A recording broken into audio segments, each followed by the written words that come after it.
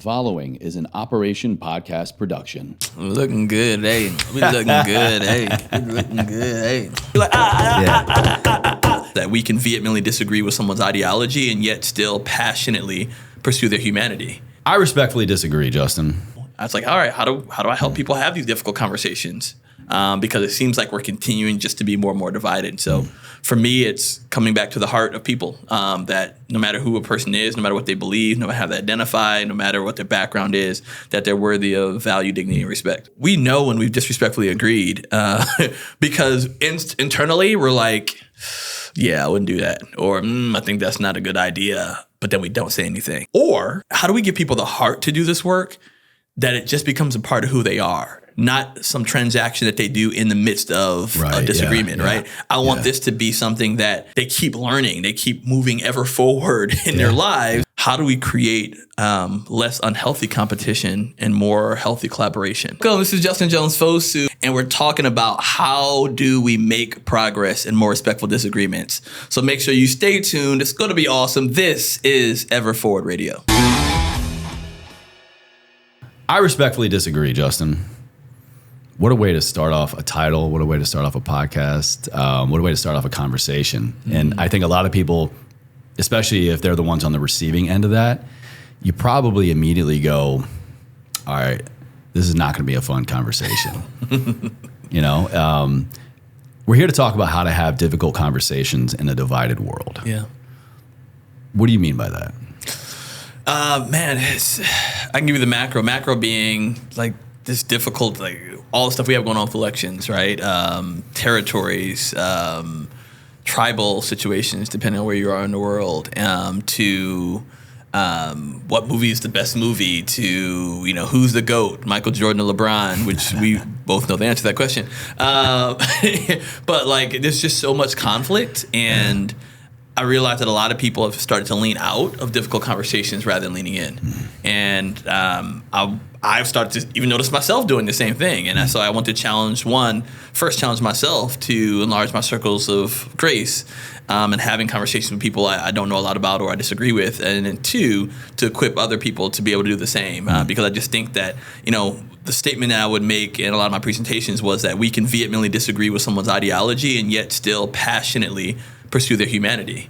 And people will come up to me afterwards like, oh my gosh, this is awesome, amazing, but then they was like, how do I do it? And then some people try to trump me, right? Oh, but what about this one, right?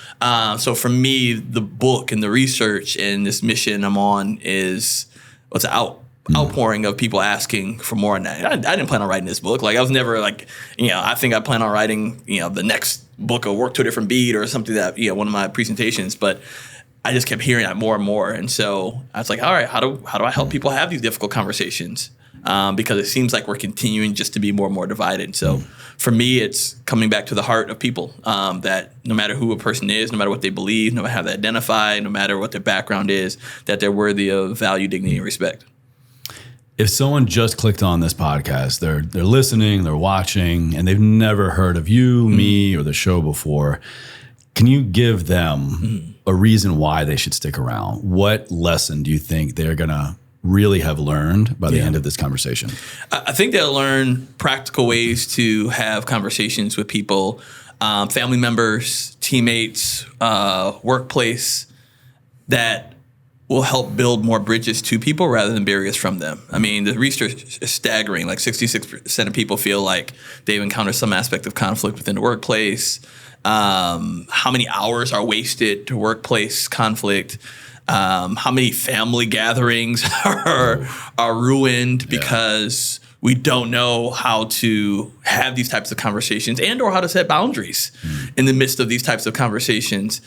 So I think people sticking around, they'll appreciate the practicality. They'll appreciate the vulnerability, because I'm going to share where I'm not coming at you like, yo, I'm best. I don't ever, while writing, I respectfully disagree on my writing retreat. I disrespectfully disagreed with the person who was on my writing retreat. And I had to come back to my 5 pillars. And it's like, oh man, I operated from superior self. So 1, practicality, 2, vulnerability, and 3, they'll save, I think, many more of their relationships in their lives and themselves. Right? Because that's, at the end of the day, even the boundary setting is a part of our respectful disagreement. that we can save ourselves in the midst of not allowing us just to be consistently bullied or consistently trashed. So let's go workplace first. Yeah. I want to preface this by saying I firmly believe there's really nothing that matters more in the long term than the quality of our relationships. Yes. And we can even, let's go to the workplace relationships first. Yeah. How is this different? Why does this matter? I might even say a little bit more in the workplace, this philosophy you talk about. Yeah, because, you can't control the workplace. Even as a leader, right? When you're at home, you're like, I'm going to my room, right? But when you're on a project with someone, you can't be like, well, I'm not going to work on that project with that person, because you're trying to solve a problem. You're trying to present a product. And so oftentimes you're thrown into the mix of people that you might not have chosen to be in the mix with. Usually that's the case. Yeah. And so that aspect it's so important for those types of relationships to have honest conversations open. So two things have been happening, right? And I've noticed this trend. Either one, people are becoming highly volatile and or hostile in their conversations with people, right? And so it's like aggressive, like, right? But another thing that I didn't, when we started off our research, I didn't anticipate diving into this area, was this place that we call disrespectful agreement. What's that? So disrespectful agreement is where it can happen in two ways. It's like, oh, Chase, like, man, I think that's the greatest idea ever. And I'm like, Chantel, what was Chase thinking? I think that's stupid, right? Right? Because like I'm, what some people may say gaslighting, but I'm like in your face. I'm like, oh man, it's amazing, right? But behind closed doors, I'm like, why was he? I don't even know.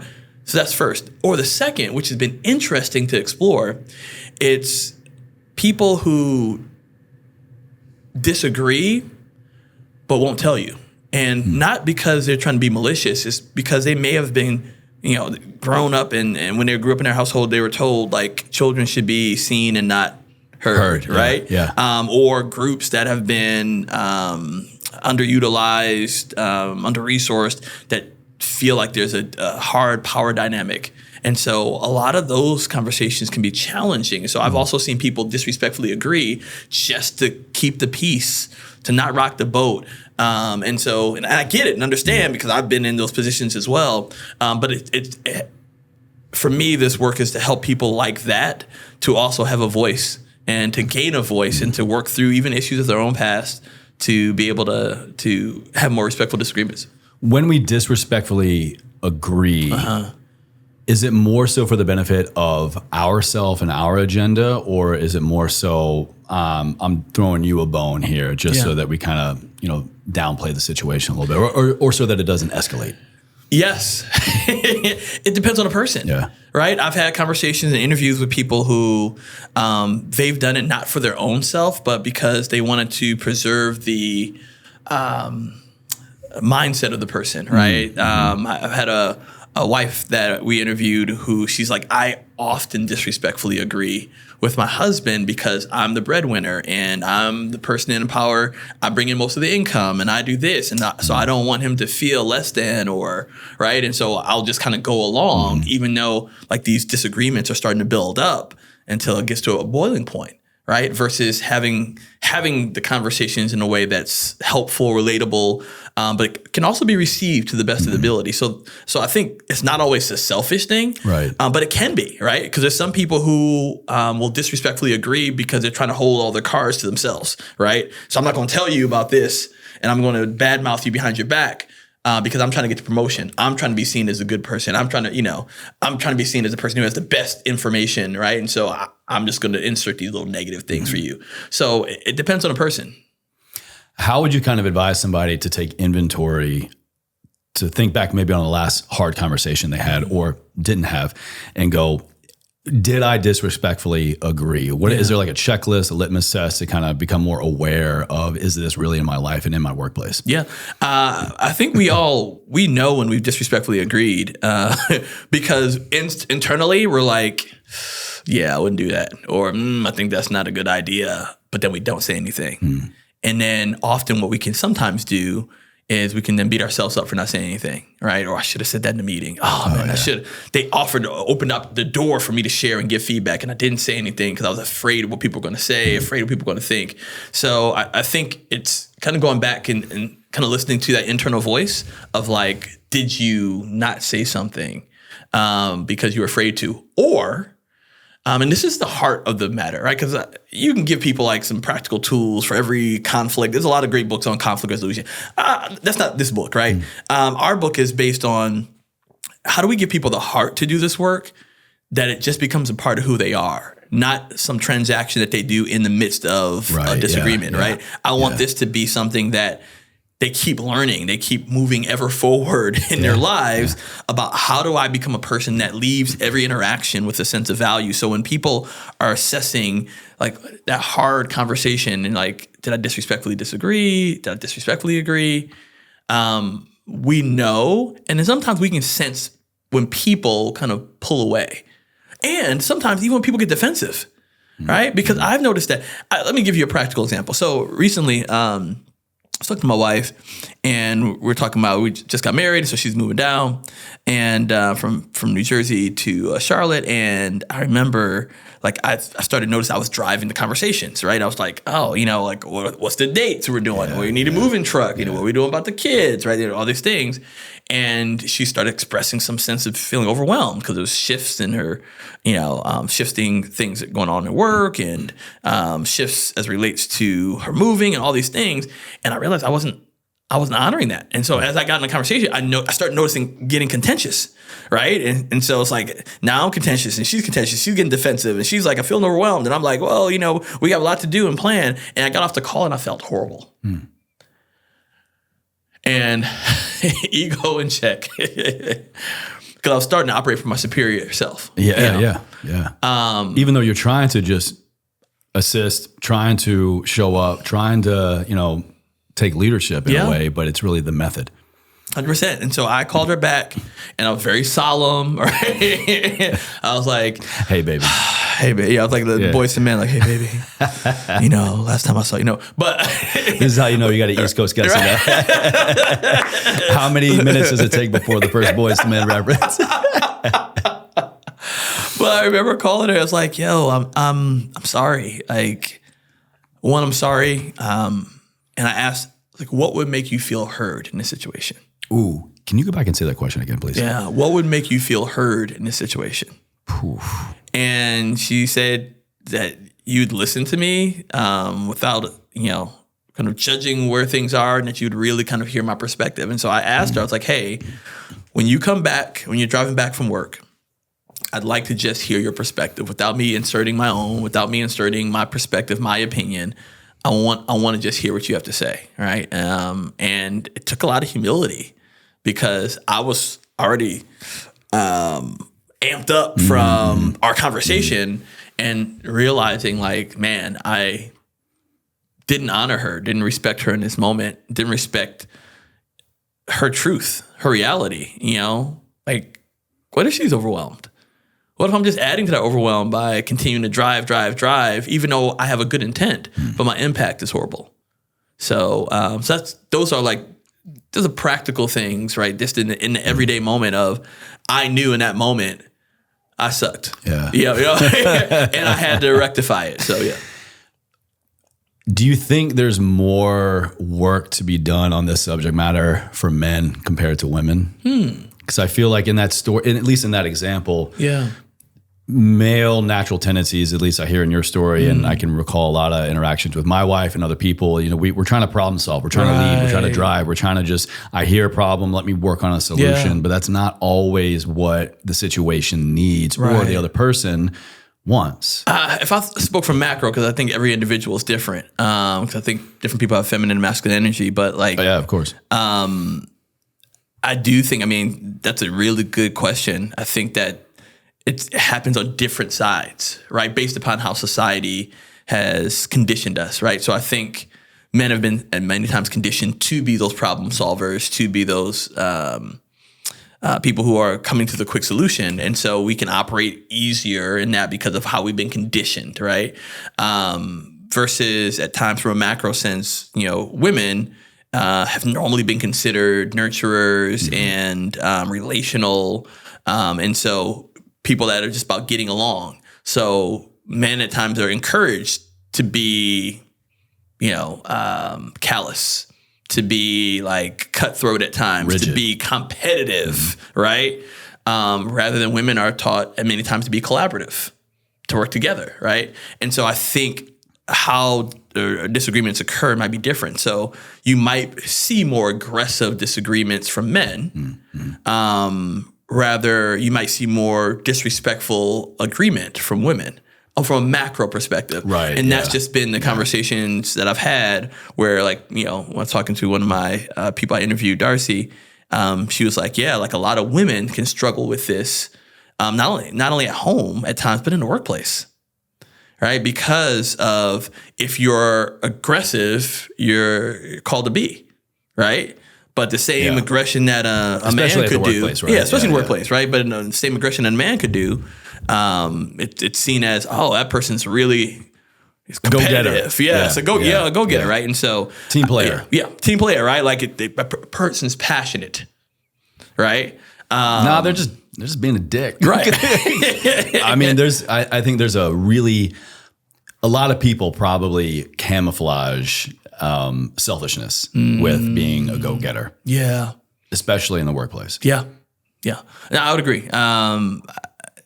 For some people, it's what we're taught too, right? That's one of the things for me, that as I started doing this work and even diving deeper into the book, I was like, a picture of our past is one of our key chapters because we don't often take inventory of our past, how we've grown up, how we saw disagreement modeled in our household. What are the traumas and things we've been through that have actually impacted how we disagree? For me, as a young lad, I remember that I was physically abused from my brother, who was 8 years older than me, and I was 6 and 14. There were times where I'd like wake up off the bed because my brother hit me so hard in the jaw and my mouth was filled with blood. That's different. That type, you know what I'm saying? Real physical and emotional abuse. And as I got older, I was a very aggressive disagreeer because I was no longer going to be that little kid who couldn't fend for himself. You're never going to be caught off guard. Right? I'm going to come at you before you come at me, right? And so I had to work through that with my therapist. I had to work through that with a lot of, self-awareness. And first of all, plug for therapy. I love therapy. It's amazing. I'm back in therapy regularly for the first time in years. Yeah. Crucial. Congratulations. Thank you. And my encouragement to be ever forward is to never stop. We may change the frequency of it, but I'll never stop going to therapy. And it's not because that there's something wrong with me, even though my kids might say something different, but it's because I want to keep things going right. Absolutely. And it keeps me consistently growing, right? And so my therapist has helped me to really work through understanding aspects of my past and how they've impacted how I show up today. Key word I heard earlier was collaborative, Yeah. collaboration. And it's kind of pertinent. I think now we're talking about reflecting back on your past and your childhood, because that's really where we learn and unlearn so many patterns, limiting beliefs, framework for our life. Yeah. Where do you think we stop learning how to be collaborative? Because I feel personally like it's more natural and more innate to be collaborative, especially as children. We all just want to play together, kind of find our little circle. And then somewhere along the line, we stop being collaborative. Yeah, there's three main places, and it could happen differently depending on what situation you're in. One could be our household, where we're taught to be the best, right? Not to be better, but to be the best, right? And sometimes the best can convey, I can put you down as I strive to be the best, right? So that's one. Two, our educational system. Oh, it teaches that. I was going through, it's actually one of the few jobs I applied for and didn't get.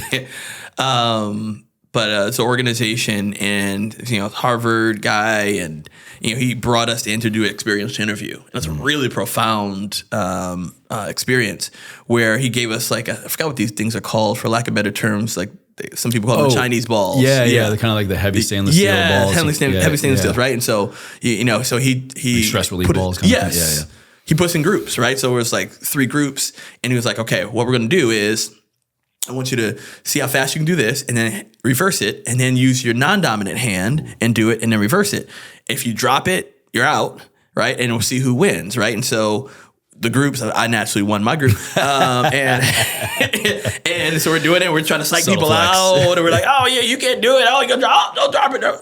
And we're doing all this. And then the three people will compete against each other, right? And we thought that was cool, right? That's natural. But then later on in the day, he shifted it. And he was like, okay, what I want you to do, same groups. But instead, I want you to collaborate with each other. If you know how to do it, I give you permission and liberty to help somebody who doesn't. And if you don't know how, I give you permission and liberty to ask. Ask for help. And if you drop it, pick it back up. Get better. And oh my gosh, the atmosphere before was like contentious and you're trying to psych people out. We were doing the Congo line. I mean, we were like dancing around, doing the ball, like, And I was like, oh my gosh. And he was like, this is what the education system should be like. But it's like, because we rank students and we're like, you're first, you're second, you're third, you're fourth. It's like you take that student who was first in elementary school and you put them in middle school, and that's maybe a tougher school, and they may be fifth. And then they start not wanting to answer questions because they want to be perceived as stupid.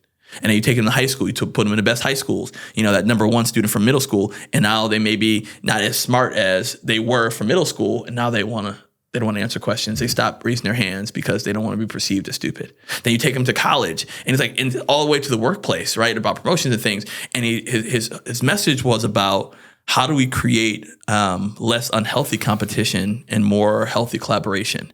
Because it actually can help us to become better. And this is the same, I was working with a Fortune 50 company around the book. And that question came up after at the end of one of the sessions. They're like, but we're taught to go after promotions. I'm taught to be the person who has the answer. I'm taught to be, and that's where I was challenging, encouraging back to leadership of what do we value? Do we value that one person that might have a good answer today, or do we value the collective, that how we can grow together, which is why we shift as leaders. Like one of the things, I talk about drumming because I love drumming, is when we're individual contributors. You bring people up on stage and do this. I've seen your Thank talks. You, Yeah, it's lit. But when we do the drumming, you're like, you're drumming and you're like, how do I create the best beat? Yeah. But when you're taught to be a leader, you're now shifting to just keeping rhythm. That's our job now. It's to encourage the beats in others. But because we're so used to being individual contributors, giving our own beat, that even now we get in leadership, we do the same thing. Right.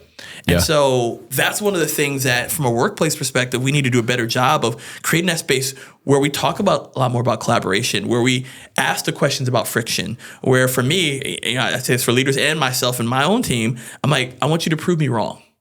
I want you to show me how what I'm saying is wrong, how what I'm saying is off, what's missing. How do we get to C, right? We talk about, it's not about A or B, but how do we create something together? Because I can give you something, but it may not be the best. What do you mean by that exactly? How do we get to C? So when I did my MBA, I had one of those really cool professors who was like Dead Poet Society, late Robin Williams, like Carpe Diem, right? And he would have you sit in the middle of the room and like do nothing for 10 minutes and write a 10-page paper about it. Like that was... He was just a different type of guy, but he had us read one of the best books I've ever read. It was called Dialogue, The Art of Thinking Together. And I have to write this down. Yeah, it's powerful book. But in Dialogue, his whole premise is it's not about A, because most people, like, say me and I'm representing A, Chase, you're representing B. I'm trying to convince you of A, you're trying to convince me of B. But his whole premise is, what if we create a C together? What if C, and C is not 50-50. C could sometimes be 95-5. C can sometimes be 35-65. But it's what do we create that's more than just us? Coming back to this drumming reference, I've been to drumming performances. I love drumming performances. They're great. I'm not a part of it. It's great to watch. But it's different when you're in a drum circle, because you're actually helping to create the sounds and the experiences that people feel, and you're more a part of it. That's where I feel like not only our society, but our workplaces can be more like drum circles, but we've created and conditioned people to be more like drum performers. I think that's such a huge point to kind of wrap up this section around the workplace, especially. It's the level to which we feel seen, heard, and that our contributions matter. Yes. Maybe I'm just venting about my last job. When I Vent away, please. It didn't really matter the position that I held. It didn't matter if when I was at entry level when I started or when I was at the director level when I left. Yeah. The degree to which I felt seen, heard, and that my contributions mattered. Yeah. I felt when that was met, it didn't matter my role. Right. Because I was being just like so honored. And I was also able to honor the work of other people. And I had such a immediate connection, deep connection to like the overall mission. I worked in healthcare. I was a health coach. So like I'm dealing with people's lives. Yeah. And I think you could carry that over into any profession. Yes. No matter what your role is, if you feel seen and you feel heard, and at the end of the day, that project comes across the desk and gets implemented and there's contribution across the board. Yeah. Like, bro, you won. Yes. Everybody won.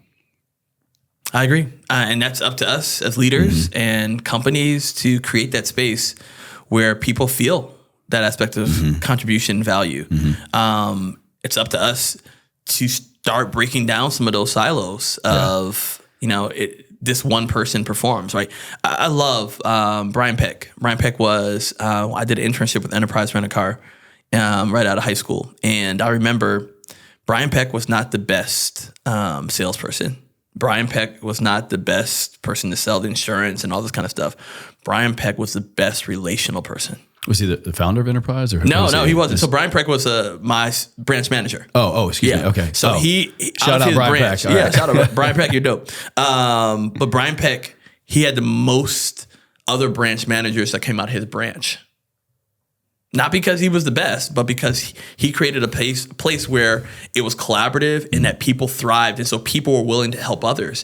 And when somebody didn't know something, they didn't withhold it because it's not a competition, right? And they helped each other. And so out of this branch came all these branch managers because he created that culture. He started breaking down some of those things like, no, I want you to help. And by the way, like, I'm going to award you when you help, right? Even something as simple as in the meeting and somebody shares something that's different than someone else's, it could be like, hey, Chase, thank you so much for sharing that. Like, you're helping us to actually get somewhere higher than where we currently are. Absolutely. Right? And so those are the things as leaders that it can actually help shape our cultures, but it's these small things that people are paying attention to. Because back to your value point, back to your contribution. If I'm in a meeting and I say something and I immediately just, boom, shut it down, and that's happening over and over and over again, why am I going to keep bringing something up in a meeting? 100%. Versus I'm like, even the nice finesse of a leader being say, hey, I appreciate that, Justin. I could see how you get there. So tell me, how would you address it with X, right? Because you're the leader. You're thinking about this already, right? Yeah. You've already thought down the line. You're already how down the would road, And now you're starting to have this conversation where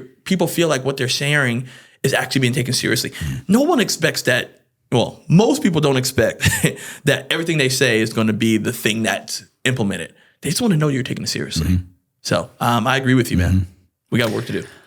To shift gears a little bit, you've got this story about your mom and this kind of philosophy she passed back about never leaving home base. Yeah. And what she witnessed being the first female air traffic control operator in the Air Force, right? Close. One of the first Black female air traffic controllers. Okay. Yeah. Even more amazing. Yes. And when I heard this concept, man, it hit so close to home because when I give really any advice or talk about ways about growth, things that have helped me, it's just getting out of my own world. Yeah. So many people stay stuck in their own world for a lot of different reasons. Yeah.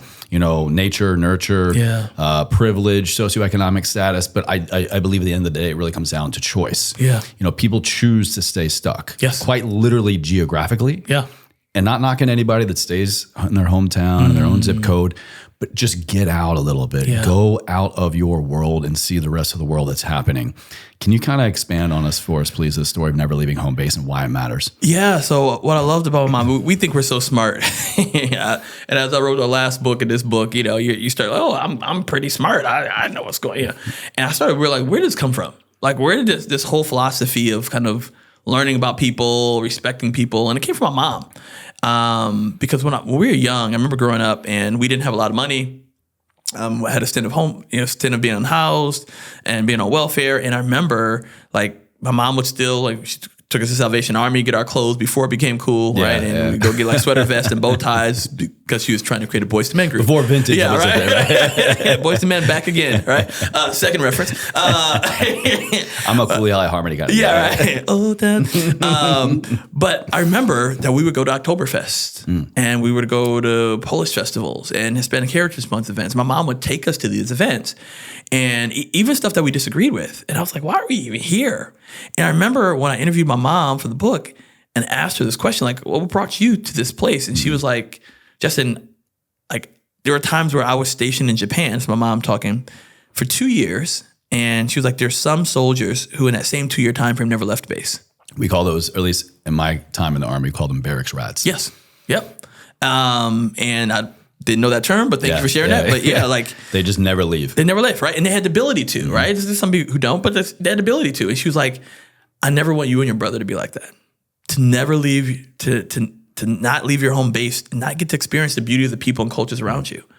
And so she was intentional about planting those seeds in us to leaving home base so that we could experience different culture, people, even people we disagreed with. And so I noticed I wasn't leaning into that. You know, you give me around 2018, 2019, even into the pandemic, and which actually exacerbated that even more because people started confining even more self to their, what I call circles of comfort. And I was doing the same thing. I was confining myself to people who believed like me, thought like me. And I realized I wasn't living up to the ideals of my mom.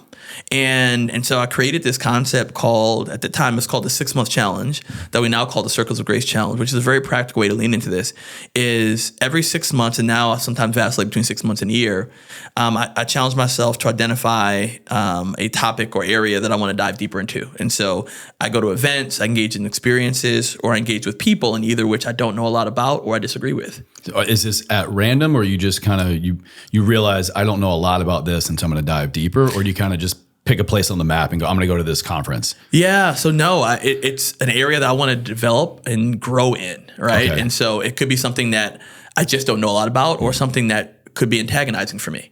So it's been everything from, for me, learning how I can be a better advocate for women in the workplace, right? So I started talking to my friends, having conversations. How can men do this? I started reading articles, reading books, looking at Harvard Business Review stuff, and like all these things, so I could be a better advocate. But it's also been a time where it was police officers, right? And so I chose to talk to some of my police friends and did a police ride along in Charlotte late at night, right? And so what was that like? We're asking way too much for our police officers. I developed a greater sense of empathy for police officers because they're in that 3 hours time frame. I saw them being asked to be security guards, to be mental health professionals, to being bouncers, to being people policing, to being Uber driver. Yeah, I mean, I literally saw like domestic violence dispute. I saw so many things were asked, and I was like, this seems very unfair because I can't imagine what type of training a person would get to be able to do all of this. Right. So one, I developed a deeper sense of empathy for police officers. The second thing, which is on the other side, it wasn't as good, is I remember I was at the police ride along thing. I got there at like 10 p.m., was there with the group of people. The police officers, they're downloading the day, all that kind of stuff. He's, my friend is introducing me to all the police officers. So I meet all of them. And so we're at this one spot at the gas station. I'm in plain clothes, right? And we're at the gas station. Seems like somebody may have been a stolen, Mercedes, because of the license plate, right? So there's a lot of police officers. First of all, I'm like, why?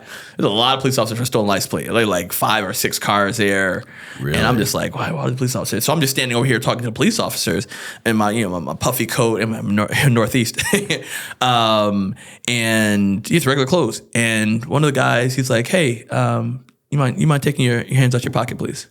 And the police officers, I'm like. I look at, my guy, Youngblood. Yeah, I'm looking at my guy, Youngblood, who's, our friend who's doing a ride along. I'm like, I think is this guy joking? Like, why's he asking me? And he's like, hey, you mind taking your hands out of your pocket? And I was like, okay. So I took my hands out of my pocket. He was like, oh, okay, you're cool. And I started thinking, because I thought he was joking initially. And I was like, started having a question. I was like, so I was going to test my theory. I was like, man, I really enjoyed at the, at the police station when we, had the pizza. Do y'all get pizza every time at the police station? And he was like, oh, I forgot forgot your Youngbloods ride along. And so I started going through my mind. I started wondering questions. I was like, okay, this is a black guy who's sitting there talking to police officers in plain clothes. At some point, he thought I was with them, the other people. Oh. And so he, from a safety perspective, asked me to take my hands out of my pocket. Yeah. And so like that was a very weird moment because I wondered to myself if I didn't comply, if I thought he was joking, if this would have been a different outcome. I don't know, right? I'm the benefit of doubt person, so I'm going to hopefully say no, then it would have been a different outcome. But I was just like, that's interesting, right? And that's why I'm all about how do we cultivate friendships? How do we build friendships? Did he look at this guy who has a beanie on his head, puffy jacket, jeans on as I'm a potential threat, rather than I just met this guy like 2 hours ago at the ride along at the police station. So it was a very interesting. I remember I went home and cried because I thought about the potential of what would have happened, what could have happened. Yeah. And so I know I'm the benefit of the doubt person, and so I'm like I don't, even when he apologized profusely about it, and they gave him hell about that. All the police officers gave him hell about that. They were like, "Bro, you just met this guy. Like, why do you think you?" But I was like, "Oh, it's okay, But internally, I disrespectfully agreed. Yeah, I realized I was like, "Oh, it's okay," But then I went home and cried. So then, what about respectfully disagreeing? Mm-hmm. Yeah, so respectful disagreement doesn't mean I agree with you. It doesn't mean that obviously it doesn't mean that I'm 100% on board with what you're saying. It just means I leave you fully acknowledged, right? And so we have 5 pillars. And so the last pillar 5, is agree to respect. And it's always our choice. So one thing we've realized is that everybody defines respect differently. So we had to debunk some of these societal definitions of respect, like respect is earned. We started asking why. Why does respect have to be earned? Why can't respect freely be given because you choose to give it to someone? One of my favorite books, Man's Search for Meaning by Viktor Frankl, powerful book, where he talks about this.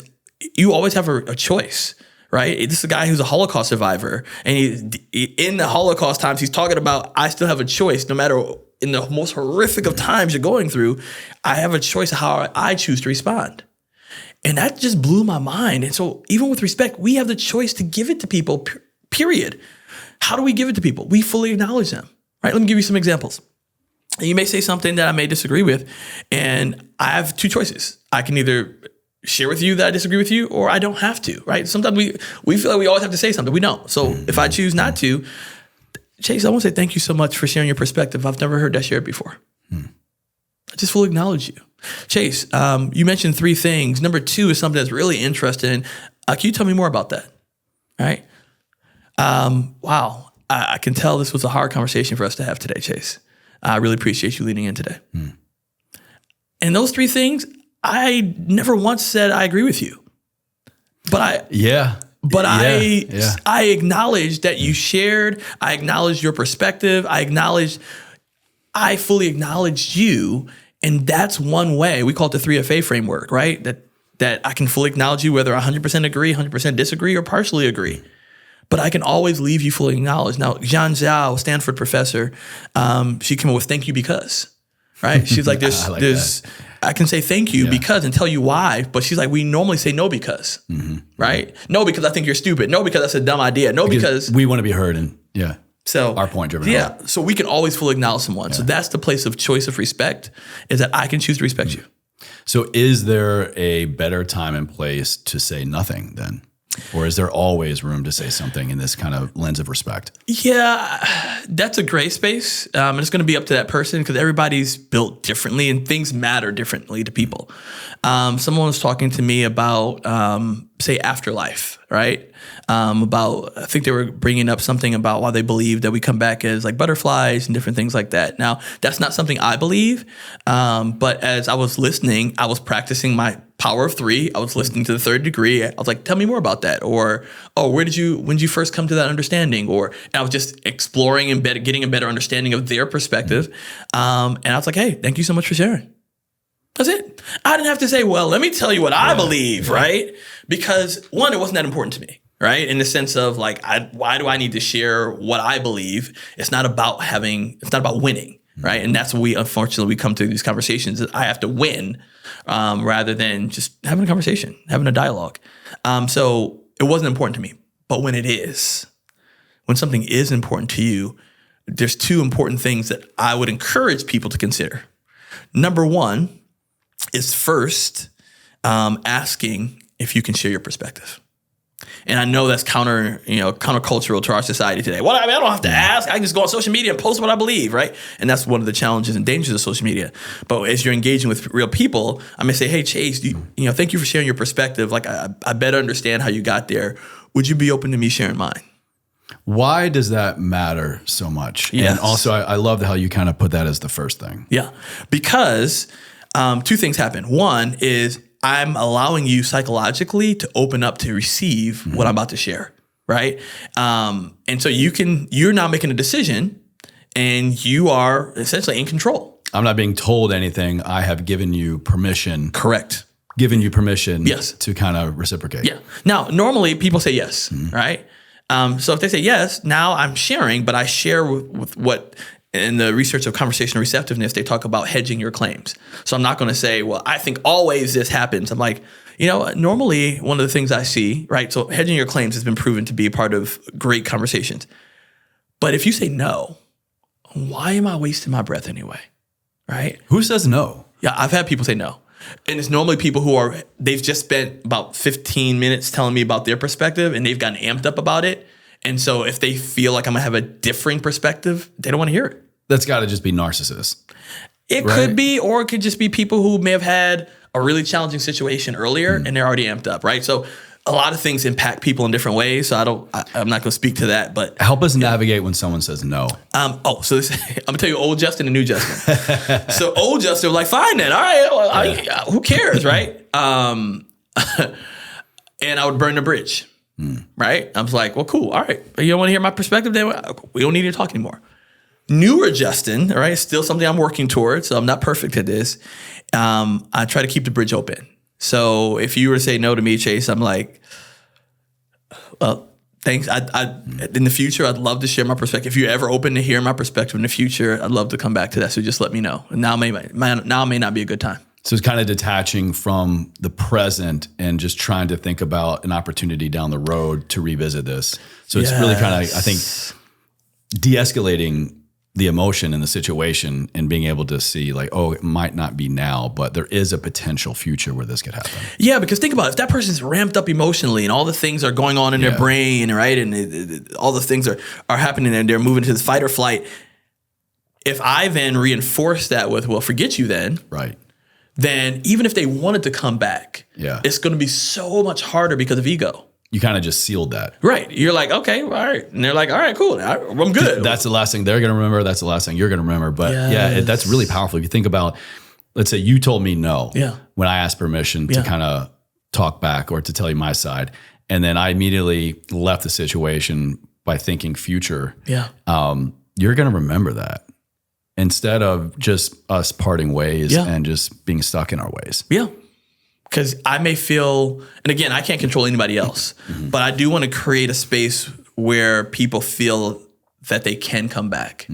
If they felt like, man, because we think about it, you and I have had these situations where we may have said something and afterwards we felt like horrible about it. Absolutely. Or we were like, man, I was trying to win that conversation. I may have even lied about saying X, right? Like, yeah, I saw on the TV and like I didn't see anything on the TV. And people do that, right? Yeah. But it's harder to come back if we don't leave the bridge open, right? And that's hard. I'm not saying it's easy because we're in a society now where it's about matching energy, right? And it's like, I got to match your energy. So if you come for me, I'm coming for you, right? And it's been that. But I want to share this story because I think it's really powerful. And this is the thing that's helped cement how I choose to move is one of my former colleagues is a former skinhead. And I was really interested in the story and make a long story short, it's like, how'd you get out, bruh?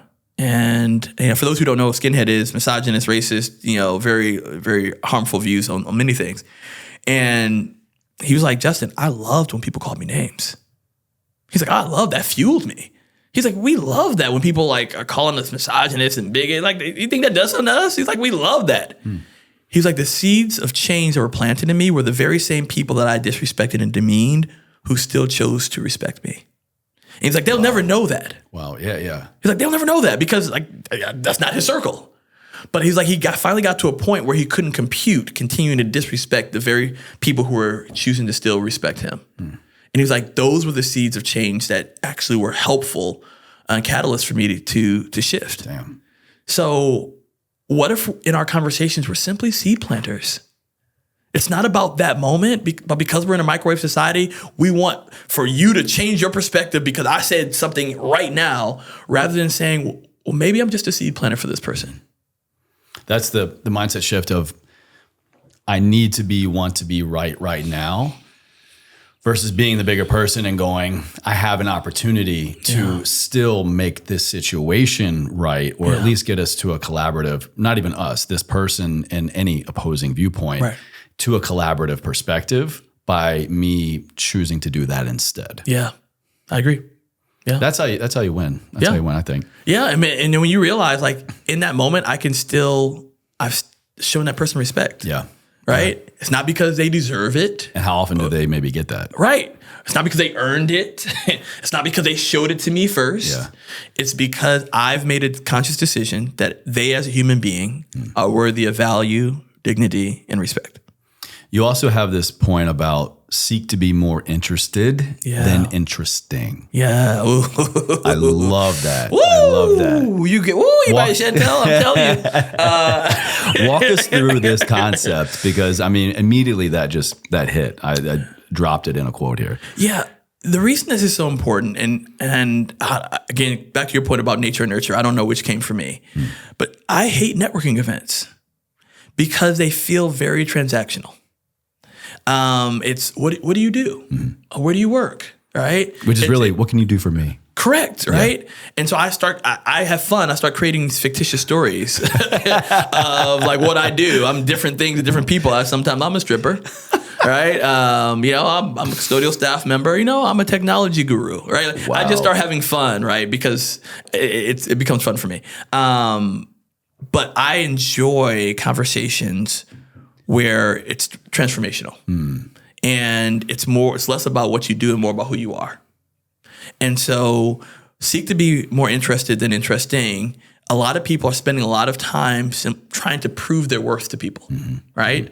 They're trying to be interesting rather than, and I realized this from my own journey, I spent so much time trying to prove my worth that I lost precious opportunities of simply being my worth.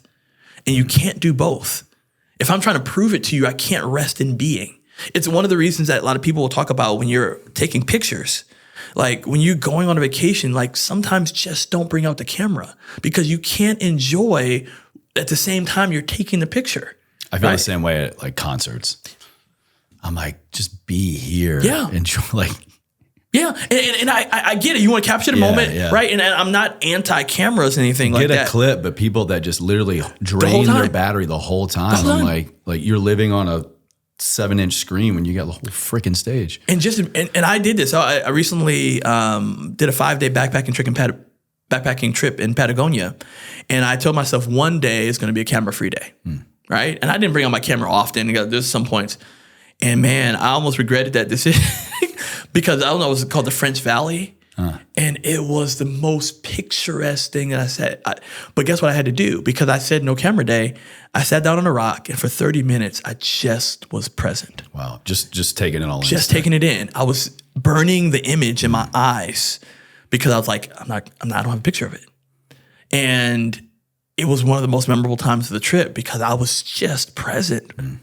And I think that's the thing for us with people is that when we seek to be more interested, when I'm asking you questions and I'm interested in you, right? And you may say, well, Justin, how do I do that? Because some people, they're like, I am interested in people, but they ended up taking control because what we found in just normal communication, people are trying to make connections with people.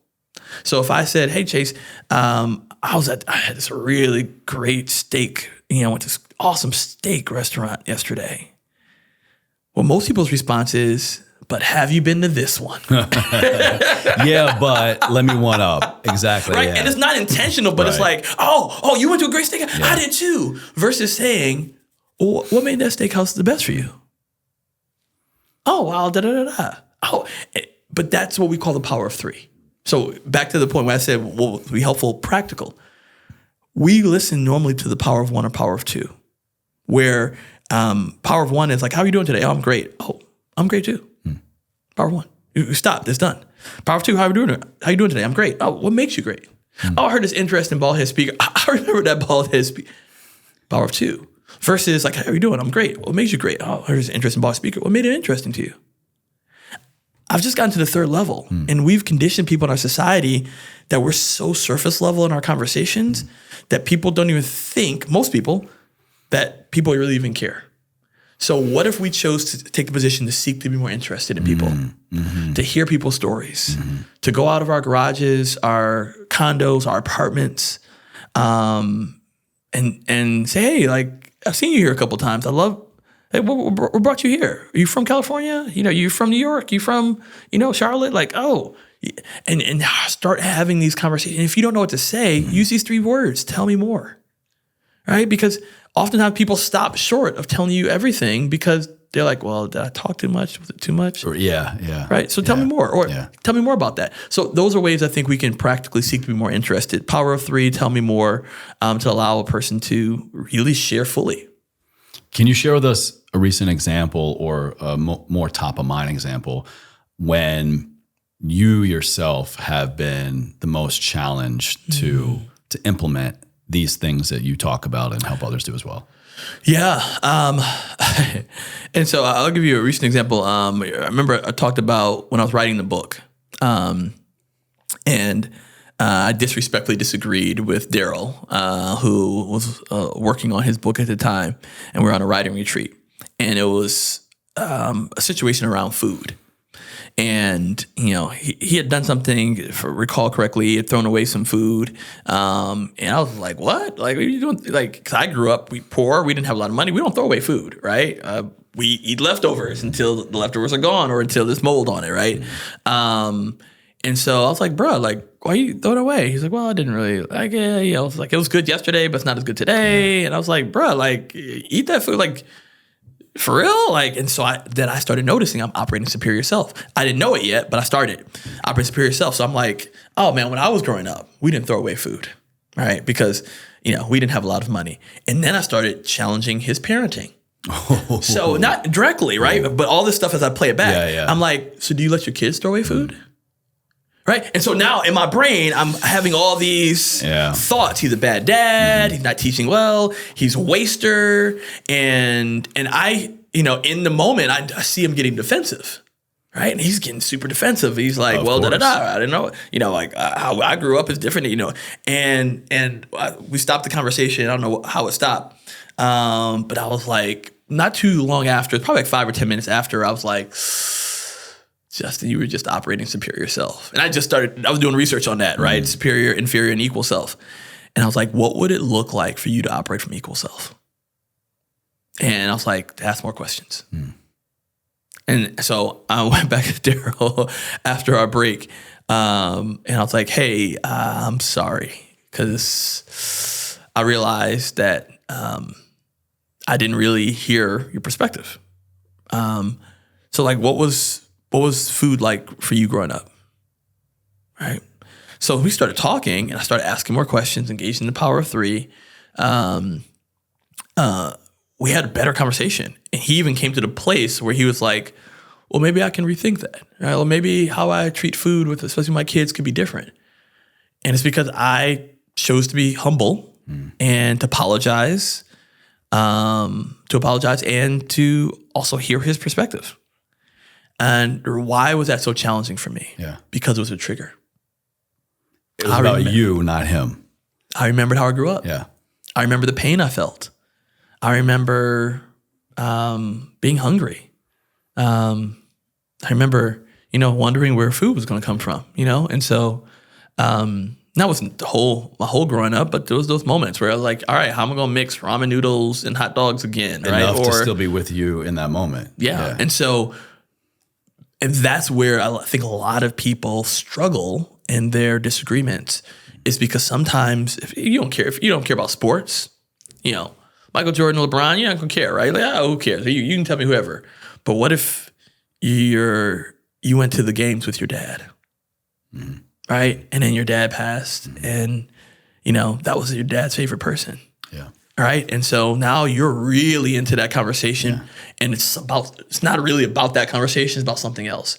So I think people have to be mindful of what are the triggers that they have that might be leaning into that. And that's where it's that research calls it loosely coupled and tightly coupled, right? There's things that are loosely coupled that we don't hold as close to us, but tightly coupled things where we more align them with our identity are the things that we're often leading to a place of potential disrespectful disagreement. The level to which the current subject matter is actually what you are talking about with another human being is so far removed. It is so less than what is actually happening if you really think about it. And I want the audience member to kind of just go back and just kind of maybe rewind what you just talked about. Because I mean, that's such a huge reminder for me. And one of the best tools I could ever reflect on as to help me navigate any relationship, personal or professional, is to try to just go, you know what? Especially when I feel that disagreement or I can't wait to jump in kind of thing.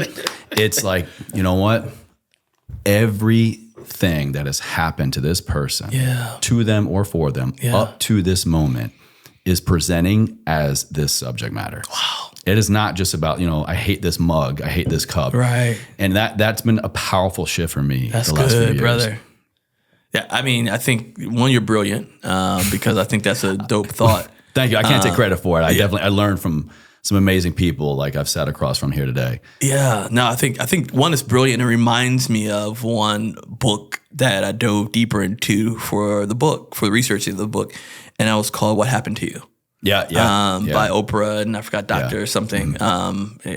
Psychiatrist. Semi-recent release. I think it came out last 1 or 2 years. And they're changing the dynamic of what's wrong with you that we often ask people and move into what happened to you, realizing that we're all shaped by our experiences, past traumas, which is actually one of the things that inspired the chapter on A Picture of Your Past, of people identifying their life disagreement markers. Because as while I was reading, I was listening to the book as Audible.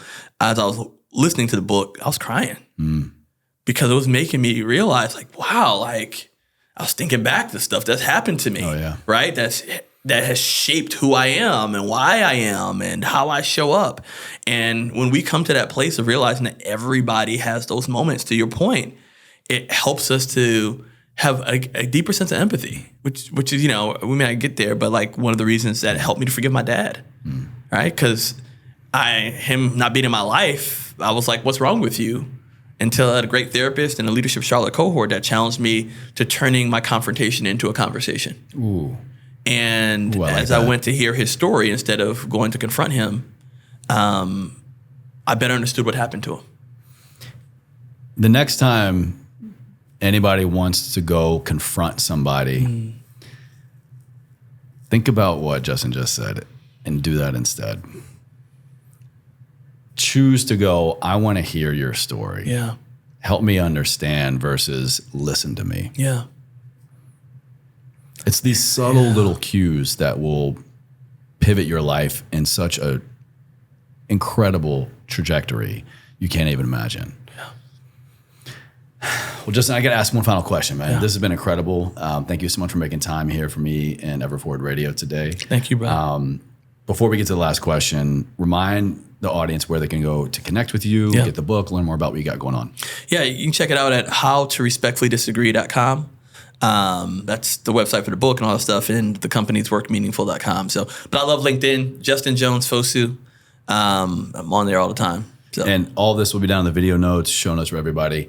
But to bring it home, man, living a life ever forward means something to me, and I always am curious about what that interpretation means to my guests. Those two words, what do they mean to you today? Ever forward. I remember reflecting on that as I saw the title. Like, oh, this is interesting. Because some people have very interesting titles. It makes you think. And this was one. It's a principle of my life and a principle of my business that we call the tortoise principle. What's that? The tortoise principle comes from the tortoise and the hare. So growing up, it was one of my favorite fables growing up. What do we call the tortoise growing up? What do you mean? Like... In the tortoise and the hare, do you remember what we called the tortoise?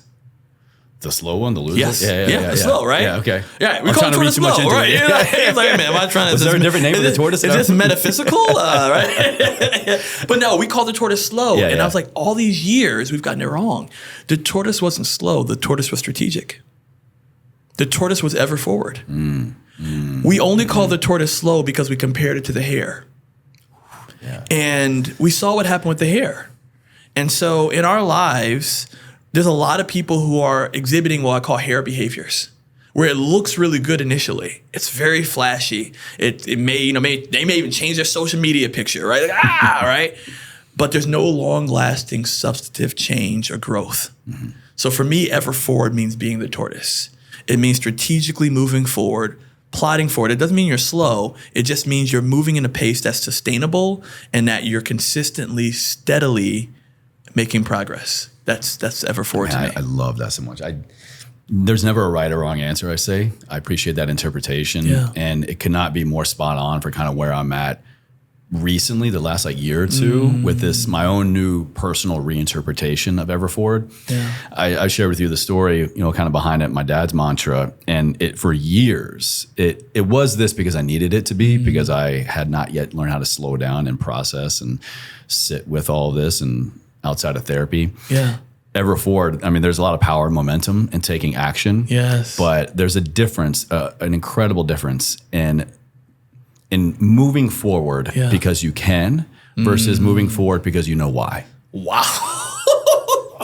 Oh, that's good. Yeah. Say it again. Say it again, Chase, please.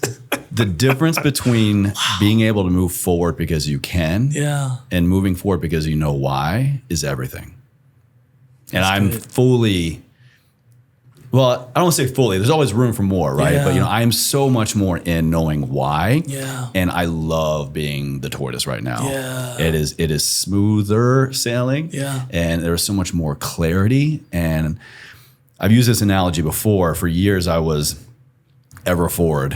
But yeah, I'm moving. I'm going down the line. But all I'm doing is I'm just adding another link on a chain. I'm still bound to this thing that is holding me down and will always hold me down. And for me, it was this loss of my father. Yeah. Now it's like, okay, I've learned how to cut that cord. Yeah. I still know what's in my past, but I'm no longer bound by it. Wow. That's powerful. Well, it's not about me. It's about you. No, but that's my reflection on your... Ooh, you're always on brand. I love that. It is about us, man. Again, it's that C, it's that gray space, right? It's like just me kind of thinking through of knowing why rather than I'm leaving with that today. Yeah. So this has been my privilege, my honor, my pleasure. Thank you so much for coming on the show. Again, everybody got to check out Justin's work, his book, his content. It'll be down in the video description box, the podcast show notes. This is great, man. Thank you so much. Thank you, Chase. Also, note to self, I got to level up my attire for the next video. My man's looking good. This is my shabby attire. I think I subconsciously remembered that I got an East Coast guy coming on. I don't wear collared shirts anymore. Interesting. I'm usually an oversized t-shirt, my necklace, and or a hoodie. Yeah. That's LA Chase has been in full effect for a few years, but LA Chase has the guns out.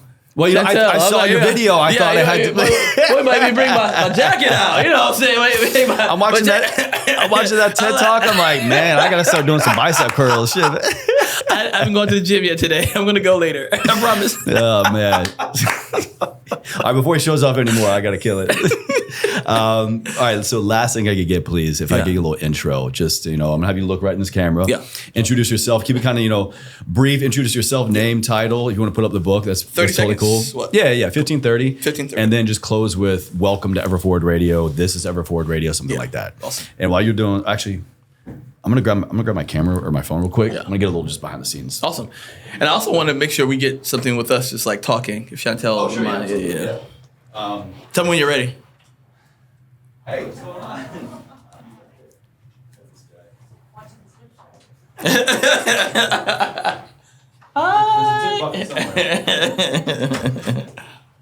So I'm just gonna go a little behind the scenes side angle of you doing that. Cool. Let's just get to maybe two just to have it. Cool, awesome. And it's right in here. Am I talking in here and looking at that? Look right in the camera, talking to the mic. Awesome. And it's all you, man. All right, welcome. This is Justin Jones-Fosu. I am proud to be here. I'm author of I Respectfully Disagree, How to Have Difficult Conversations in a Divided World. And we're talking about how do we make progress in more respectful disagreements. So make sure you stay tuned. It's going to be awesome. This is Ever Forward Radio. My man might be a one-shot, one-kill. Right. But just to have it, give me just one more. Just, awesome. Same thing in the camera there.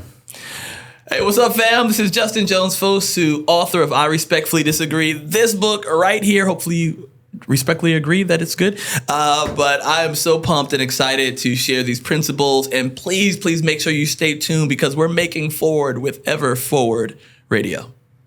Oh, love it, man. Yeah. Love it. And you want to get some like behind the scenes clips? Yeah. If she doesn't mind just taking like Chantel, a picture. Can I grab you real quick, please? Might just grab the some video, photo, or it could be a combination of both. Okay. Just having a brief conversation. Would you mind us tonight? We're gonna do some fake behind the scenes stuff. Maybe get a little. You have an iPhone, right? I do. Yeah. Okay, you grab yours. I'll make sure. Yeah. Yeah. Would you mind to grab? We'll just converse and get some photo, video, please. A photo and video. Like kind of like while we're rolling. Yeah. And even. You can actually even do it behind the You get a little bit of glare. You can check it out and see.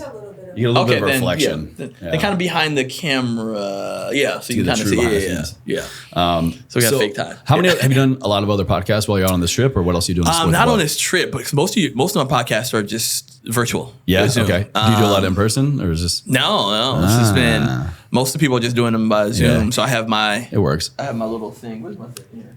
I have my. You got your mobile studio. Yeah, stuff like that. So I have my. Oh yeah. I have good audio, and so now I travel with that. But it's been like the new stuff has been the stuff that's been in person. So what are you finding is your favorite thing, versus what do you think is supporting maybe the book more? I don't know the ROI from podcasts. It's known that it helps. Yeah. But we saw a significant spike from Good Day LA yesterday. Oh, good. Yeah. Okay, so cool. We ratcheted back up to one of the top sellers in Business Conflict. Oh, amazing. Hell yeah. Thank you. Oh, yeah. Thank you, bro. Oh, can't take me anywhere. Shit, man. But I get too excited. But that was our marketing person hit us up like, we can tell the impact. Good. Good. So that was like a direct. So, but yeah, I don't know. I haven't done all the research. It's still been like, when did we launch the book? The 16th? Yeah. So it's still been like a couple weeks, 2-3 weeks. Well, we'll get this one out probably. It'll be in June. Okay. And once I get it all done, I'll send it all the things, and we'll tag appropriately. Perfect. And, we'll photo, video, all the things, man. Yeah. Appreciate you. Rock, bro. Man, I love your heart, man. Thank you for sharing the story of your dad, too, man. Thank you. For real. Like I wouldn't be here doing it if it wasn't for... Shout out Big Chuck. Chucky up there. That was until I spilled. Yeah. At least it was on the table, not the couch and the other one. Let me grab back. You could have spilled it on me. You like, here, I'm gonna throw some water on you, vampire. I'm new.